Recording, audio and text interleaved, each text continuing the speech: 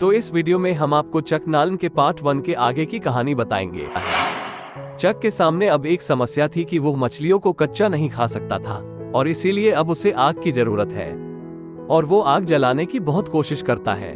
उसमें उसके हाथ भी छील जाते हैं, लेकिन चक को कामयाबी नहीं मिलती। वो बहुत गुस्सा हो जाता है, जोर जोर से चिल्लाने लगता है। इसके बाद वो नारियल छील रहा होता है, तभी उसको आइडिया आता है कि अगर दो लकड़ियों को मैं आगे पीछे घिसूं तो शायद आग जल जाए, क्योंकि इससे पहले जिस तरीके से वो लकड़ी से आग जलाने की कोशिश कर रहा था उसे उसके हाथ छिल गए थे। अब वो दूसरी तरह से ट्राई करता है और बहुत मुश्किलों के बाद आग जल जाती है और आग जलने के बाद चक खुश हो जाता है और इस टापू पे आने के बाद पहली बार उसे खुशी मिलती है। इसी के साथ वहां पर जो सामान पड़ा होता है उसी सामान में एक फुटबॉल भी होती है और उस फुटबॉल पर चक का खून लगा होता है। वो उस पर आंख, नाक और मुंह की शेप बना देता है और उससे बातें करना शुरू कर देता है।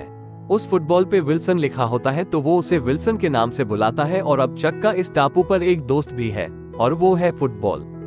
चक को यहाँ पर एक चीज और बहुत तकलीफ दे रही होती है और वो होता है उसके दांत का दर्द। अब चक किसी भी हाल में इस दांत को तोड़ना चाहता है और वो बहुत मुश्किल से अपने दांत को तोड़ता है और तोड़ने के साथ ही बेहोश हो जाता है।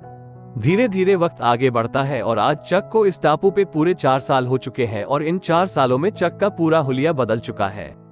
पहले वो मोटा हुआ करता था, आज वो बिल्कुल पतला है। उसकी दाढ़ी बहुत लंबी है, उसके बाल भी बड़े हैं और चक अब इस टापू पर पूरी तरह से जीना सीख चुका है।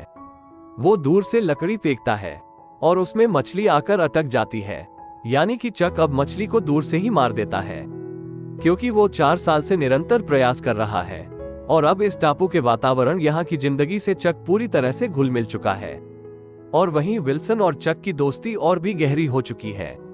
विल्सन को चक सारी बातें बताता है, उस दिन भर बातें करता रहता है। एक सुबह चक मछली खा रहा होता है, तभी उसे किसी चीज की आवाज आती है और जो वो भाग के बाहर जाता है तो वहां पर एक स्टील की सीट होती है और उस सीट को देखकर उसे एक आइडिया आता है कि मैं इसकी मदद से इस टापू से निकल सकता हूँ।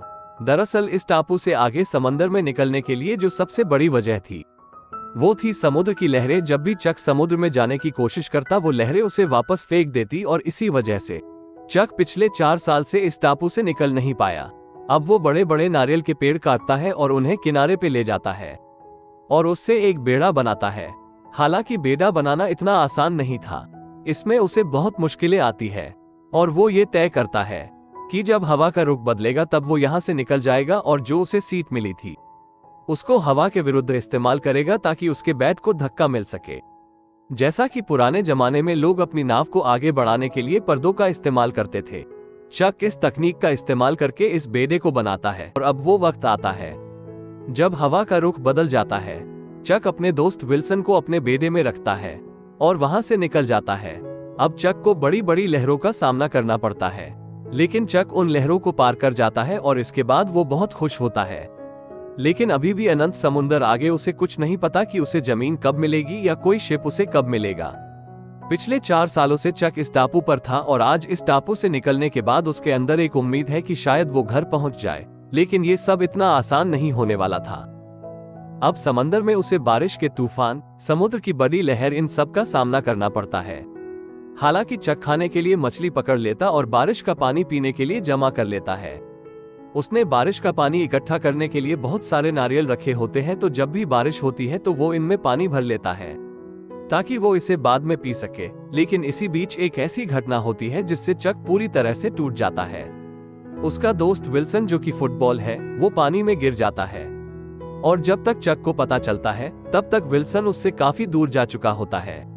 लेकिन फिर भी चक पानी में कूद जाता है और उसे वापस लाने की कोशिश करता है, लेकिन इसमें वो नाकामयाब रहता है और वापस अपने बेड़े में आने के बाद चक बहुत रोता है, क्योंकि विल्सन ही वो था जिससे वो पिछले 4 सालों से बातें कर रहा था और विल्सन उसका बहुत अच्छा दोस्त था। शायद ये बात आपको अजीब सी लगे कि एक फुटबॉल के जाने से चक को इतना दुख क्यों होता है, लेकिन चक के लिए विल्सन एक फुटबॉल नहीं था। वो पिछले 4 सालों से उससे बातें कर रहा था, इसीलिए वो उससे इमोशनली कनेक्ट था और यही एक वजह होती है कि चक को विल्सन के जाने का बहुत दुख होता है। इसके बाद चक अपने आगे का सफर जारी रखता है और कुछ दिनों के सफर के बाद अब चक पूरी तरह से थक चुका है, वो टूट चुका है। तभी एक कार्गो शिप उसके सामने से गुजरता है और शिप में सवार लोग उसे देख लेते हैं और उसे बचा लेते हैं।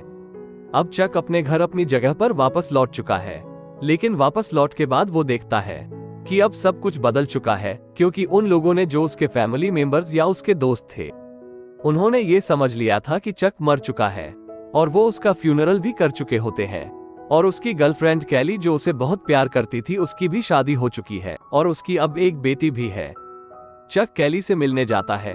कैली उसे देखकर बहुत खुश होती है और उसे गले से लगा लेती है, लेकिन कैली का अब अपना परिवार है, इसलिए वो चक के साथ नहीं जा सकती और वो ये तय करते कि अब उन दोनों के रास्ते अलग अलग हैं। चक को कैली ने जो घड़ी दी थी वो उसके साथ उस टापू पर भी थी। वो घड़ी कैली को वापस कर देता है क्योंकि वो कैली की खानदानी घड़ी होती है, लेकिन चक कैली की फोटो अपने पास रख लेता है और जाने से पहले कैली उसे बोलती है कि तुमने वादा किया था कि तुम वापस आओगे।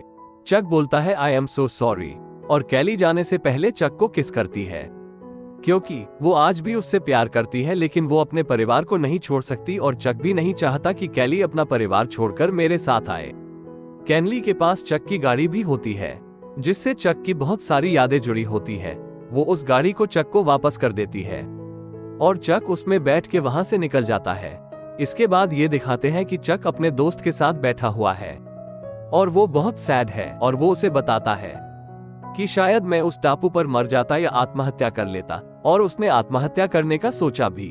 वो बोला मैंने एक रस्सी बनाई और फांसी लगाने की कोशिश भी की, लेकिन मैं नहीं कर पाया क्योंकि मुझे कैली के पास वापस आना था, मुझे जिंदा रहना था और इसीलिए मैं सांस लेता रहा। शायद मैं बीमार भी पड़ जाता, लेकिन मैं सिर्फ कैली के लिए जिंदा रहा और आज जब मैं वापस आ गया हूँ तो मैंने कैली को खो दिया है। अब चक अकेला था। वो अपनी जिंदगी में आगे बढ़ता है और अंत में ये दिखाते हैं कि चक के पास आज भी एक पैकेट है जो वो उस टापू से बचा के लाया था, क्योंकि जब उनका जहाज डूबा था तो बहुत सारे पैकेट बहकर किनारे पे आ गए थे और उसमें से एक पैकेट आज भी उसके पास है जिस पर एंजल के विंग्स बने होते हैं।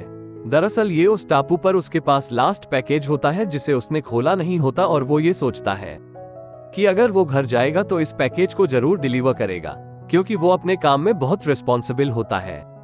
और कहीं ना कहीं एक ये भी कारण था कि उसने अपने आप को जिंदा रखा और वो उस पैकेट को डिलीवर करने जाता है, लेकिन घर पर कोई नहीं होता तो वो उस पैकेट को दरवाजे पे रख देता है और उस पे एक नोट लिख देता है कि this package save my life, thank you Chuck Nolan, और वहां से चला जाता है। और इसके बाद देखते हैं कि वो एक चौराहे पर खड़ा है जहां पर वो कंफ्यूज है कि उसे किधर जाना है, और वो मैप देख रहा होता तभी वहां पे एक लड़की आती है। वो बोलती है कि शायद तुम खो गए हो। चक बोलता है वाकई। वो कहती कि कहां जा रहे हो। चक बोलता है कि मैं यही डिसाइड कर रहा था। इसके बाद वो लड़की चारों रोड्स का उसको रास्ता बताती है कि कौन सी रोड कहां जा रही है, और वो वहां से निकल जाती है और उसके ट्रक पे भी वही विंग बने होते हैं जो उस पैकेज पर बने थे, और वो भी उसी तरफ जाती है जहां से चक अभी पार्सल को डिलीवर करके आया है। और इसके बाद चक उसके ट्रक को जाता हुआ देखता रहता है और स्माइल करता है। ये वही लड़की होती है जिसके घर में चक अभी अभी पार्सल को ड्रॉप करके आया है। और जब फिल्म शुरू होती है तो फिल्म की शुरुआत में भी यही घर दिखाते हैं और उसके ऊपर लिखा होता है डिक और बेटीना। लेकिन जब चक 4 साल बाद वहां जाता है तो उसके ऊपर डिक नहीं लिखा होता, सिर्फ बेटीना लिखा होता है। इसका मतलब कि इसने भी अपना पार्टनर को खो दिया है और अब ये दोनों ही अकेले हैं। तो हो सकता है कि आगे ये दोनों अपनी लाइफ को कंटिन्यू करें। इसीलिए चक पहले आखिरी में चारों रास्तों को देखता है और उसके बाद उसी तरफ देखता है जिस तरफ वो लेडी गई होती है, और उसकी आंखों में एक उम्मीद और चेहरे पे स्माइल होती है। और इसी के साथ ये फिल्म खत्म हो जाती है।